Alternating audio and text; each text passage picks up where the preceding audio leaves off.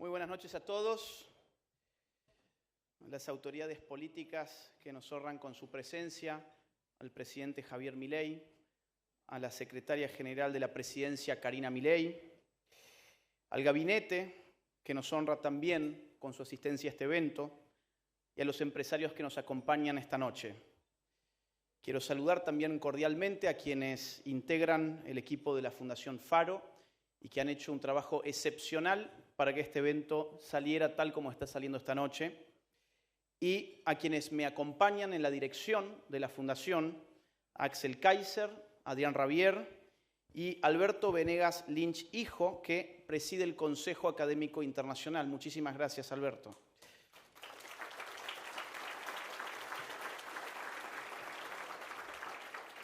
Muchas gracias a todos por acompañarnos en esta inauguración de la Fundación Faro. Somos una organización sin fines de lucro, radicada en la República Argentina y comprometida con la promoción de los principios de la libertad individual, la propiedad privada, la economía de mercado y el gobierno limitado, junto con los valores históricos que han forjado nuestra cultura nacional. Inspirados en el espíritu liberal de nuestra primera Constitución y el legado político y cultural de la generación del 80, trabajamos por una Argentina que libere su potencial y alcance un desarrollo pleno y duradero. Nunca como antes se logró tanto consenso social para impulsar nuestras ideas. Por eso tenemos que aprovechar la ventana de oportunidad y formar a los cráneos de mañana. Para que esto no sea un accidente, para que esto no sea un simple error de la Matrix, para que las reformas sean sostenibles de forma intergeneracional, incluso cuando el destino, la coyuntura o los mismos ciclos del capitalismo pongan a prueba nuestra fe. Aquí reside la importancia de que el empresariado se involucre y ocupe su rol en la batalla cultural. Para lograrlo, desde la fundación que hoy inauguramos, impulsamos la formación y la capacitación de cuadros técnicos, políticos y liderazgos y referentes culturales en diversas áreas de la sociedad. A continuación, quiero contarles algunos de los proyectos que forman el esqueleto de nuestra fundación y después haré algunos comentarios de índole estratégica que involucra el trabajo venidero. En primer lugar, tenemos una academia de formación cívica. Vamos a formar en desarrollo económico, teoría política, diseño y ejecución de proyectos y competencias y aptitudes de distinto tipo a ciudadanos con vistas a ocupar lugares de liderazgo en los distintos ámbitos de la sociedad. Buscamos ser un semillero de actores sociales que promuevan las ideas de la libertad. En segundo lugar, diseños de políticas de gobierno. Vamos a tener un think tank, un tanque de pensamiento que diseñe políticas de gobierno conforme a los principios del capitalismo de libre empresa, el gobierno limitado y la protección de las libertades individuales. En tercer lugar, megáfono de las ideas pro mercado. Apoyaremos y nos asociaremos con instituciones y organizaciones de la sociedad civil que den la batalla cultural y hagan docencia sobre el capitalismo de libre empresa y sus beneficios sociales, con el objetivo de formar ciudadanos económicamente educados con confianza en el capitalismo de libre mercado como un sistema pujante de organización social. En cuarto lugar, cursos y seminarios para jóvenes profesionales y emprendedores. Brindaremos capacitaciones, cursos y seminarios en asociación con distintas instituciones para transmitir habilidades empresariales, gestión financiera y ética empresarial desde una perspectiva liberal. Número 5, ruta de inserción para emprendimientos. Este es un programa para vincular a los emprendedores con mentores, con potenciales inversores y con otros emprendedores de su rubro. Por cierto, quiero anunciar una colaboración con Endeavor. Como primer proyecto tendremos una colaboración con Endeavor. Desarrollaremos un programa de formación para emprendedores y pequeñas empresas en etapa inicial de sus proyectos, abordando las barreras de conocimiento, redes y financiamiento con el objetivo de acelerar el crecimiento empresarial. Conectaremos con los emprendedores, a los sponsors del programa, que son empresarios consagrados. Esto a lo que hace a la presentación formal de la Fundación Faro, y a continuación quiero hacer algunas disquisiciones de orden teórico que tiene que ver con el espíritu de la fundación que hoy estamos inaugurando. Quiero referirme en primer lugar a un concepto que se ha venido expresando en los últimos tiempos cada vez con mayor frecuencia y que lo he mencionado varias veces en esta intervención, y es el concepto de batalla cultural. ¿Qué significa la batalla cultural? La índole de este concepto es esencialmente política. Cuando hablamos de batalla cultural hablamos de política.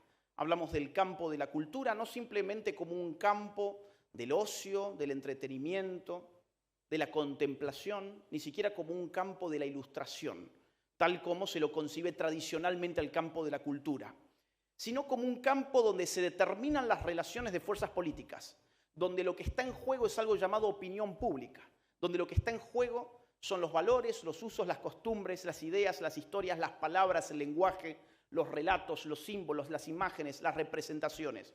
Todo aquello que es relativamente intangible, pero que configura los marcos con arreglo a los cuales emprendemos la acción humana. Cuando hablamos de batalla cultural estamos, por lo tanto, hablando de poder. Estamos hablando de poder cultural. ¿Qué es el poder? Max Weber, uno de los clásicos de la sociología, brindó una de las definiciones más concisas y citadas de lo que significa la palabra poder en su obra magnífica titulada Economía y Sociedad. Max Weber decía que el poder es la probabilidad de imponer la propia voluntad aún contra toda resistencia y al margen de las fuentes de esa probabilidad. ¿Qué significa esto? Significa fundamentalmente que la probabilidad de imponer una voluntad está abierta a la determinación de distintas fuentes. Existen distintos tipos de poderes. Vamos a suponer, perdón Nahuel que te use de ejemplo, pero te tengo al frente. Vamos a suponer que yo quiero que Nahuel haga X. Mi voluntad es X y quiero que la ejecute Nahuel. Para aumentar esa probabilidad ocurre que yo tengo un arma en mi bolsillo, saco mi arma y la apunto en la cabeza a Nahuel. He aumentado significativamente mi poder porque la probabilidad de que Nahuel responda a mis deseos ha aumentado con arreglo a la presencia de un arma que apunta a su cabeza. Ese tipo de poder le llamamos poder armado. Otro ejemplo sería si yo tengo acceso a esferas del poder público y político y soy capaz de determinar las normas que rigen una sociedad, pues entonces yo puedo elucubrar distintas normas que terminen coaccionando a Nahuel para que ejecute mi voluntad X. Eso se llama poder político. O yo puedo, por ejemplo, abrir frente a Nahuel un maletín con miles de millones de dólares y decirle, haz X, y Nahuel como quiere mi maletín lo va a hacer. Eso se llama poder económico. Ahora, yo puedo hacer otra cosa. Yo puedo trabajar sobre el marco cultural en el que vive Nahuel. Yo puedo trabajar sobre las palabras que atraviesan la conciencia de Nahuel. Puedo trabajar sobre el mundo de las representaciones, las imágenes, las historias, los valores, los símbolos, los mitos, los ritos que dan vuelta en el entorno cultural de Nahuel y puedo terminar impactando también sobre su voluntad. A esto Max Weber le podría haber llamado, y de hecho lo hizo, poder cultural. Curiosamente, el poder cultural, que es el que más despreciamos, es el más eficiente de todos porque es el que menos se nota. Y el poder más eficiente es aquel que no hace escándalos. En todos los otros tipos de poder, Nahuel era consciente de que él estaba en una relación de asimetría respecto de mí. Por lo tanto, él podía resistir, si no ahora, quizás en el futuro. La batalla cultural es la madre de todas las batallas en la medida en que lo que allí se disputa es un tipo de poder esencialmente intangible, no es notorio. Y nuestro gran error ha sido, durante décadas, haber despreciado la cultura. La Fundación Faro nace en torno a esta reflexión politológica que acabo de hacer. La izquierda, en cambio, al menos desde Antonio Gramsci, un filósofo marxista de la primera mitad del siglo XX, líder del Partido Comunista Italiano, que terminó en las cárceles de Mussolini después de haber pregonado la revolución socialista que nunca llegó a Italia, escribió desde el fracaso en sus cuadernos de la cárcel una serie de reflexiones politológicas que ponían al poder de la cultura en el centro de su pensamiento político. Hoy nosotros en el siglo XXI, curiosamente, abrevamos en este tipo de reflexiones, pero desde una vereda diametralmente opuesta. Ningún proyecto político puede tener éxito si primero no se hace carne en la cultura de un pueblo, en el corazón y en la mente de las personas. Eso es lo que nos ha impulsado a armar la Fundación Faro. La batalla cultural de la que estamos hablando tiene distintas fases.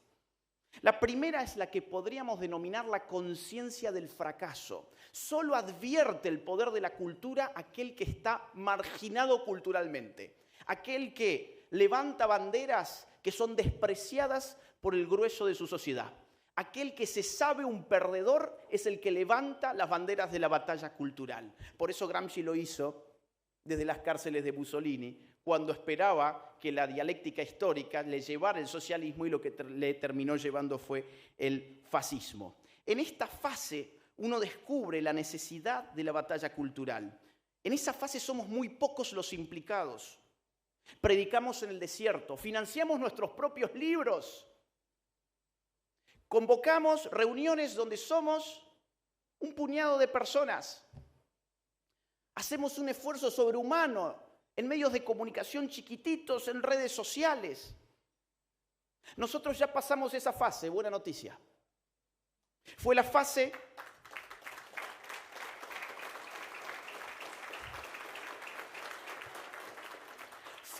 en la que decían que nuestra lucha era consumo irónico. ¿Se acuerdan de esa fase? A mí, yo me muero de risa porque digo, estos que hoy lloran, hace poco se reían. No sabían de lo que se reían. Hoy nosotros nos reímos de ellos. Decían que la gente quería escucharnos para reírse de nosotros y realmente lo bautizaron de esa manera. Éramos objeto de consumo irónico. La segunda fase es la que podemos denominar la fase de afirmación. Nuestras ideas empiezan a afirmarse en un sector cada vez más concreto de la sociedad civil y empiezan a pujar por representación política. En esta fase los pocos pasamos a ser un poco más. Y la noción de batalla cultural da sentido a la acción, todavía políticamente indeterminada, pero real de cada uno de nosotros.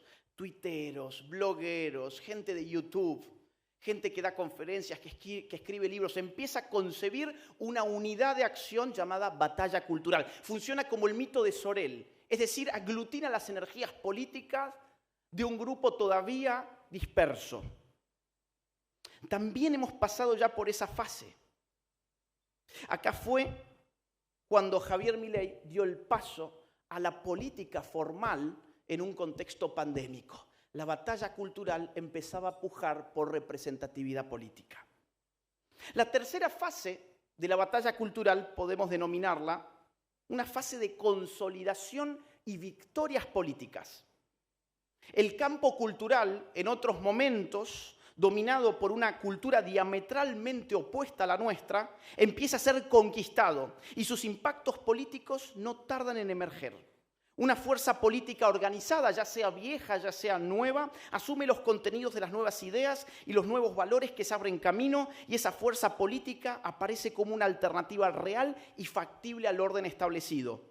En esta instancia, la batalla cultural deja de ser un mito y pasa a ser el nombre de una estrategia política electoral victoriosa que arrasa en las urnas. Esa fase ya la hemos vivido, esa fase se cumplió hace aproximadamente un año, cuando Javier Milei llegaba a ganar en segunda vuelta el 19 de noviembre, si mal no recuerdo, del año 2023 y se consagraba como el primer presidente liberal libertario de la historia.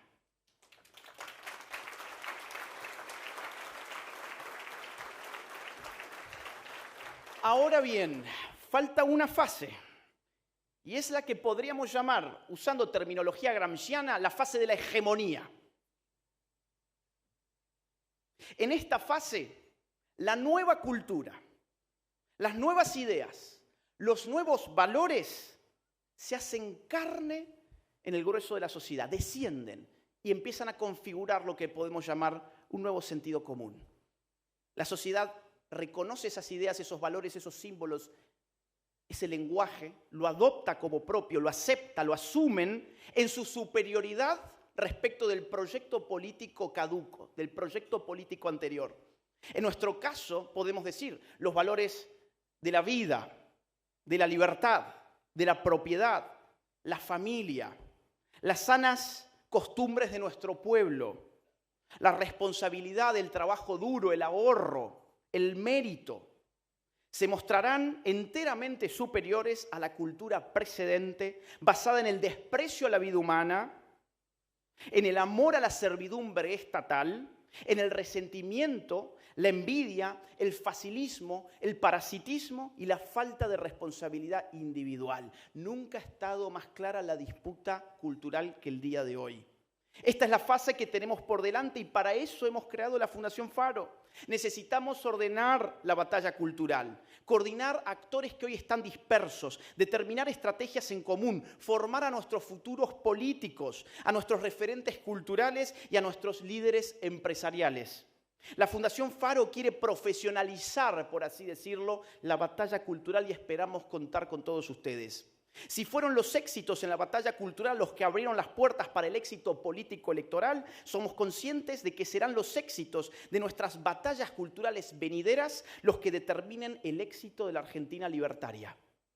Otro aspecto digno de mención, no los voy a aburrir mucho más, solo un aspecto más, es que la batalla cultural no puede reducirse a temas meramente económicos.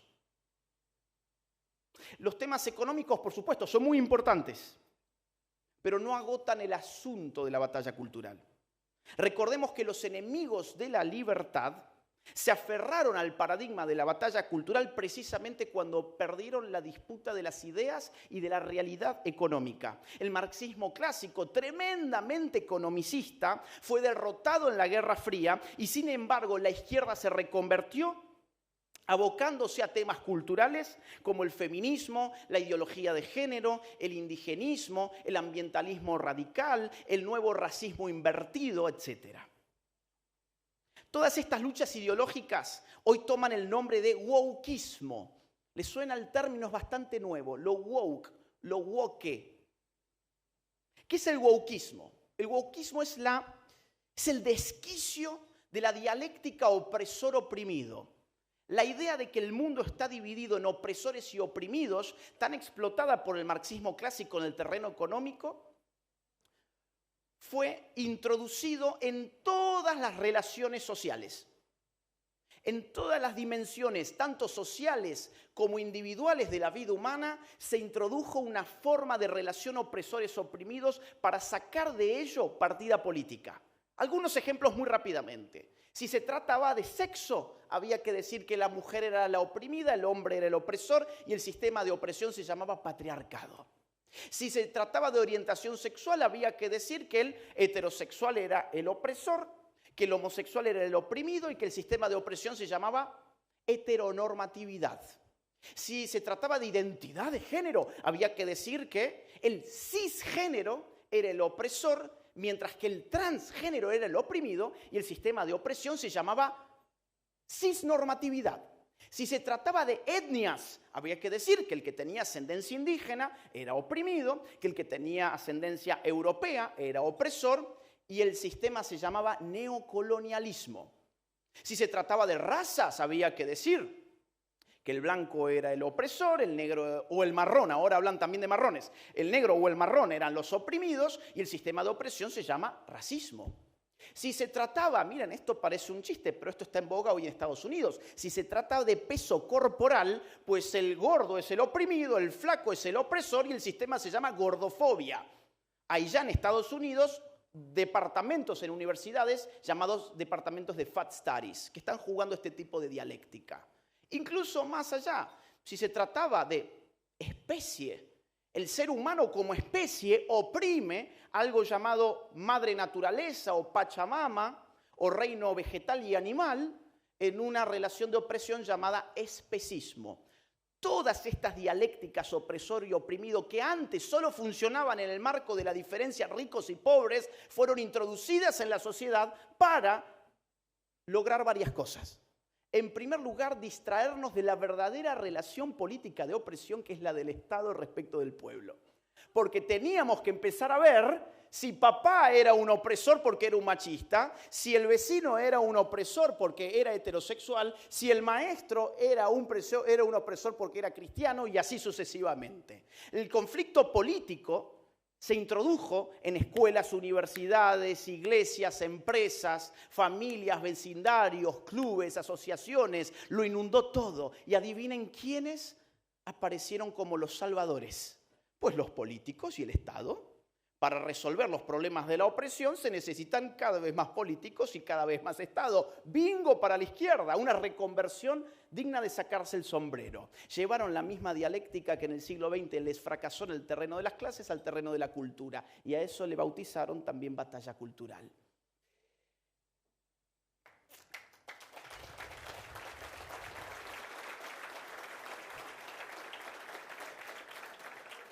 Pero además rompieron los fundamentos de nuestra sociedad moderna. Igualdad ante la ley, libertad individual. Se quebró la igualdad ante la ley. Se mutiló la unidad de la razón humana. Ahora había que votar con el color de la piel, había que votar con los genitales, había que votar con la cama, había que votar con la ascendencia étnica. Miren lo que pasó en Estados Unidos recientemente, es muy interesante. Miren, la Fundación Faro se comprometerá en la lucha contra el wokismo para recuperar la cultura de la libertad. Promoveremos la libre empresa, el libre mercado, la propiedad privada y enfrentaremos no solamente en el terreno económico esas ideas, sino que además vamos por el terreno cultural contra las agendas woke. No aceptaremos ni transigiremos con ninguno de los disvalores de las izquierdas en ninguna de sus versiones, ni la izquierda económica ni la cultural. Ni la vieja ni la nueva izquierda, ni la izquierda disfrazada de falso nacionalismo, ni la izquierda impulsada por los globalistas. Estamos convencidos de que si algo han mostrado los últimos años, no solo en Argentina, sino en Occidente en general, miren Estados Unidos de nuevo, es que es imposible enfrentar a la izquierda desde el centro. Es imposible enfrentar a la izquierda desde el centro. Solo la derecha puede enfrentar a la izquierda. Todo lo que ha hecho el centro es correr el eje político ideológico cada vez más hacia la izquierda. En la Fundación Faro no somos fanáticos de las formas, sino respetuosos de las ideas. No nos doblegamos ante la corrección política, sino únicamente ante la búsqueda de la verdad. No tememos a nada más que no estar a la altura de las exigencias históricas de un momento como el presente, en el que se define la libertad de los argentinos. Por eso nos ponemos a disposición de la sociedad civil, de los empresarios y de la nueva generación de políticos para contribuir a la recuperación de nuestra patria. Muchísimas gracias a todos.